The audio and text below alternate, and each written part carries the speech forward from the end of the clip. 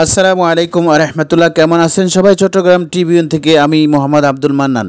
আজকের ভিডিওতে মিরসরাই উপজেলার দুটি পৌরসভার চিত্র তুলে ধরার চেষ্টা করছি। আমি আছি এখন বারিয়ারহাট পৌরসভার ঢাকা চট্টগ্রাম মহাসড়কের ফুট ওভার ব্রিজের উপরে।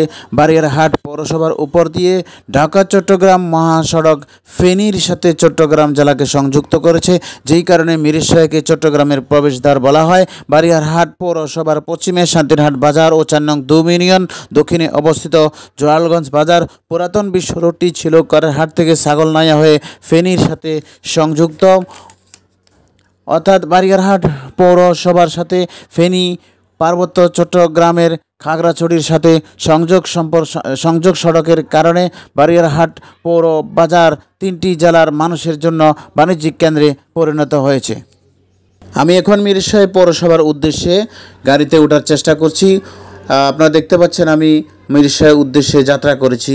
মিরসরাই উপজেলার নামকরণ যার নামে হয়েছে, মীর সাহেবের মাজারের সামনে গাড়ি থেকে নামলাম। একটু দক্ষিণে পূর্ব দিকে নেমেছে মিরসরাই কলেজ রোড, পশ্চিমে নেমেছে উপজেলা রোড, যা কোর্ট রোড হিসেবে পরিচিত। তারপর আলুর চপ, বেগুনি, চিকেন রোল, পিন্নি। তোমাদের হোটেলের নাম কি? পুরোপুরি নামটা বলো। আলিফ হোটেল অ্যান্ড রেস্টুরেন্ট।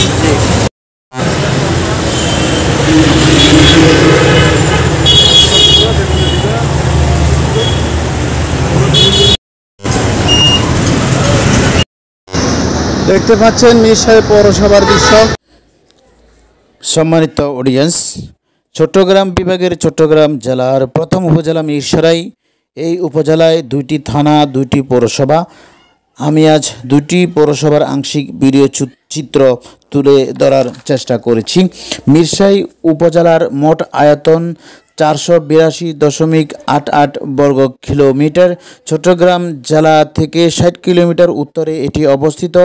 এর উত্তরে ফেনী জেলা ও ভারতের ত্রিপুরা, দক্ষিণে সীতাকুণ্ড ও বঙ্গোপসাগর, পূর্বে ফটিকছড়ি উপজেলা, পশ্চিমে সন্দ্বীপ, নোয়াখালীর কোম্পানীগঞ্জ উপজেলা ও ফেনীর সোনাগাজী উপজেলা। বারিয়ারহাট ও মিরসরাই পৌরসভা এবং 16টি ইউনিয়ন নিয়ে গঠিত মিরসরাই উপজেলা।